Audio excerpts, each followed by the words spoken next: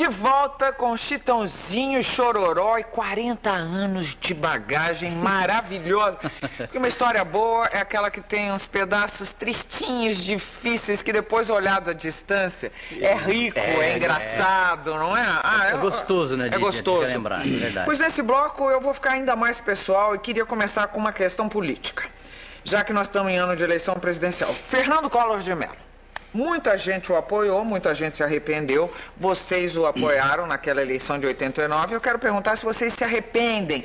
Porque, na verdade, o que eu estou perguntando é como é que se dá essa mistura de política com a vida artística. Na realidade, o Fernando Collor não foi um apoio. Não. É que uma vez o Gugu foi fazer um programa lá na Granja do Torto, na casa da Dinda, é isso? É. E a gente participou... Não na Granja do Torto, não, na casa da Dinda. E nós fomos participar desse programa. E aquilo deu uma manchete muito grande. Quando o programa foi ao ar, no outro dia estava em tudo quanto é jornal que a gente estava apoiando, que era uma festa e tal. Aqui. Na realidade, a gente conhecia o Fernando Collor, conhecia a ex-esposa dele, mas era uma amizade só. A gente nunca chegou a apoiá-lo no palco e pedir voto para ele. Mas a gente respeitava como... Mas, claro, quer dizer, um pouco como respeitamos até hoje. Não, mas um pouco de ingenuidade. Porque se evidentemente, vocês estavam lá, estavam cantando para ele. Isso estava sendo televisado. Lógico, é verdade. Aparece uma lá... certa inocência, né? A gente achar que fazer um programa não fosse acontecer isso. A gente não sabia também, na verdade, a força que o nome de uma carreira de um artista teria. Mas, na realidade, nós apoiamos, assim, de falar, de participar... Foi Fernando Henrique Cardoso, fez alguns shows com ele. E também o Antônio Emílio de Moraes, na época, fez a campanha para governador do estado. Mas eu volto a perguntar, vocês acham que esta relação, classe artística e política, ela é necessária, ela é dispensável, deveria ser dispensável? Como é que elas se misturam? Tem que ter cuidado, Marília, porque ao momento que você vai subir num palanque para fazer um show, tem um lado assim, o artista é contratado para reunir o público, eles vão dar a mensagem deles, a gente só canta e vai embora. Isso acontece também. E tem o lado também da pessoa ir lá e pedir voto e tal. Então, existem os dois pesos, os dois lados. Então, tem que se preocupar. Mas, gente, outra vez a história. Cantou, a pessoa está perto, isso é apoio. Então, acho que não deve se cantar para uma pessoa que você não concorda com o ideal. Não concorda com os ideais. Então, a gente fez alguns shows políticos assim, de subir no palanque, fazer o nosso show, acabar o show, o político entra, faz a parte dele e vai embora. Porque a gente não discordava da proposta. Mas eu jamais, depois de uns anos, a gente aprendeu justamente nessa época que a gente jamais deveria subir num palco se a gente pelo menos não concordasse com os projetos, com as propostas. Olha, os educadores sempre olham para os ídolos como modelos. Exatamente. Não é? Eles dizem que a responsabilidade dos ídolos é grande porque eles podem servir de exemplo para jovens e crianças. Isso se cobra muito, por exemplo, de jogadores de futebol. Com os artistas é a mesma coisa? E vocês se sentem modelos e ícones? A gente aprendeu a ouvir muito isso. Quando nós tínhamos um programa aqui, que a gente durou quase 4 anos, que é uma audiência incrível, ajudou muita gente a projetar nossa carreira, nossa imagem, para alguns estados que não tinham tanta força como no Rio de Janeiro, Norte e Nordeste. E a gente, na época, estava indo muito para os Estados Unidos, a gente voltou de lá com a imagem já mais country, né? Então a gente acabou lançando no Brasil, a gente virou moda, a nossa roupa e o nosso cabelo na época. Você se lembra daquele cabelo arrepiado? Claro que me lembro. Né? Aquilo é mullet. Então, mullet. E a gente, era muito comum, a gente chegava nos salões que a gente frequentava, os cabeleireiros falam, hoje eu cortei não sei quantos cabelos, as pessoas meio que falam, corta igual do Chitãozinho Chororó, entendeu? E a gente começou a sentir que a nossa imagem estava se tornando muito forte no nosso país. Foi assim que a gente foi aprendendo que uma carreira, que uma história tem muita influência. Né? E as duplas que surgiram, estão cantando o nosso repertório. Essa nova geração da música sertaneja, acho que não vou dizer 100%, mas 90% vem falar com a gente que se espelharam na gente quando era criança lá atrás. Isso é muito bom, não é? Lindo, é maravilhoso. Mas para vaidade também pode ser o outro lado. Olha, Pode... a gente não leva isso. Tô brincando. Tô falando de vaidade dos homens. Qual dos dois é mais vaidoso? Faz bem pro ego, sim. A gente se sente bem, porém a gente não sente com fardo nas costas. É que a gente faz isso com naturalidade. É responsável. Não. Porque quando a gente começou a cantar, a gente não tinha noção onde a gente poderia chegar com a nossa música.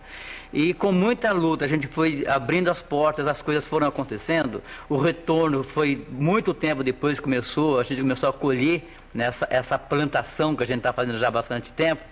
E a gente foi sentindo isso. Então, sempre foi muito natural. A gente nunca projetou, nunca programou. Não, a gente vai gravar esse disco, vai vender 1 milhão de discos, a gente vai ganhar disco de ouro. É o prazer de fazer. Prazer de fazer. Bom, prazer de fazer que é para dormir na nota depois. Agora, vem cá. Quando vocês brigam, vocês brigam por que motivos? No geral.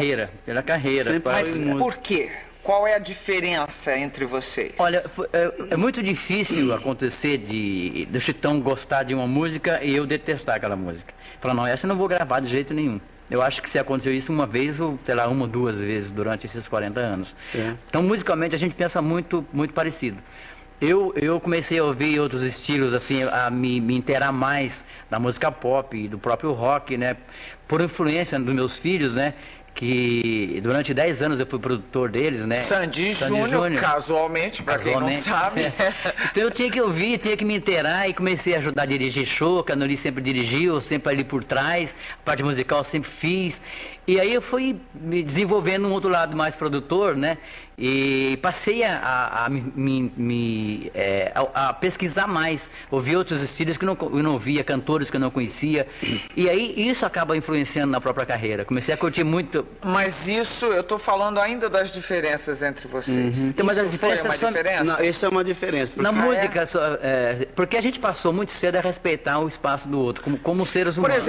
Por exemplo, negócios totalmente separados. Não, tem algumas coisas. Não, só os montanos, algumas coisas que a gente tem em comum, né? Na questão da diferença, ele ficou sendo assim, o cara mais pop da dupla e eu mais caipira. Então eu continuo trazendo aquela coisa do interior, as coisas que Você tem um filho músico também, Alisson? Eu tenho o Alisson, ele tá lançando o 2º disco agora. E já tá começando. E aí vocês têm os agregados Lima. Vocês vão fazer um show Lima. Lima ao quadrado. Lima. Quem sabe o dia. E esse é você já disse, um dos dois já disse, que esse é um casamento sem cama e que vocês precisam de férias um do outro. Que teve cama no bom sentido no início, porque quando a gente dividiu o sofá, na verdade a gente dividiu o sofá em 3. Eu, o Chitão e o Marciano, que virou nosso cunhado anos depois, na época era e a muito Melissa ligado também, ao Chitão. Sempre... Era difícil.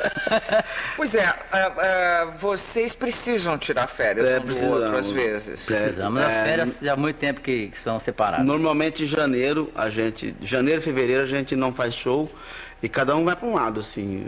Às vezes ele vai para Las Vegas, eu vou para Miami. Nós cometemos a grande besteira na época de comprar um apartamento no mesmo condomínio em Miami. Muitos anos atrás. Vocês têm ainda apartamento em Miami? Desistiram? Eu vi que era uma furada. 10 anos depois eu enxerguei. Porque a gente não compra à vista, ninguém compra nada à vista, principalmente lá. Com o estouro aí da bolha foi nisso? Não, a gente pagava normalmente, tranquilo, era tudo super legalizado. Porém, mas não é aquela história de financiamento americano? Tem 20 anos já. Foi a década de 80, né? Então vocês estão muito ricos há muito tempo. Vamos lá. Ele não pode reclamar do que a gente é muito rico. Mas você sabe que o que nós ganhamos hoje, acho que de 15 anos para cá, o mercado nosso cresceu tanto que as duplas mais novas, eu acho que eles ganharam muito mais dinheiro que a gente, sabia? Pô, mas aí, vocês acabaram no mesmo condomínio e... Então, a gente, no final de ano, nas férias, a gente ia para lá. Aí quando eu chegava, ficava uma semana arrumando, que eu sou muito chato, né? E lá é difícil a gente Chato em quê? Eu não gosto de ver nada quebrado, eu sou o faz tudo. Não, o meu apelido é MacGyver. É mesmo? Você improvisa? Improviso, tudo que... E você é o cara que arrumando quer tudo arrumadinho? Sabe um piso já levantando, a madeira emperrada, que praia, vai aquela corrosão natural, né? Eu desmontava tudo, comprava material, ia naquele Home Depot lá e fazia loucura. Que era uma loucura aquela loja, adoro, até hoje eu vou. Eu tenho um espírito meio marceneiro, sabe? Que meu hobby é marcenaria. Aí começava a arrumar tudo e ficava uma semana perdida ali nas minhas férias, mas pra mim tava bom, eu tava curtindo aquilo, né? E aí, quando eu encontrava o Chitão pra gente sair pra jantar, fazer alguma coisa, ou às vezes ele no apartamento dele, às vezes ele no nosso, falava de negócio. Lá vinha música. Tinha escritório que era em Miami, da gravadora, entendeu? E agora vocês não têm esse apartamento? Não, já faz... Você, qual é o seu hobby? Se o dele é marcenaria, o seu qual é? Eu não tenho assim nada assim extraordinário não. Eu gosto muito de DVD, eu gosto muito de ficar em casa vendo filme, vendo DVD, vendo televisão, fico procurando tudo. E eu acho que meu passatempo maior é isso. E academia, faço uma ginástica moderada ali. Tá? Bom, já que tocamos então no assunto da academia, já que ali atrás eu tentei passar pela vaidade, vocês saltaram sobre ela sem entrar em detalhes. Vamos falar de plástica? Vamos. Hoje em dia a gente não fala mais só com mulher, porque os homens estão fazendo aí é muito. bacana, né? Vocês já fizeram? Várias. É mesmo? É mesmo? Vocês não. A gente faz botox. Fora da tua. Já fiz botox, já fizemos. Mas um bom trabalho, coisas, então. Claro. Um bom trabalho, porque não dá para perceber mesmo. Todo mundo tem que se cuidar. Principalmente quem vive da imagem. E não adianta você ir lá fazer plástico, ficar tudo esticadinho, bonitinho e não fazer nada de uma atividade física.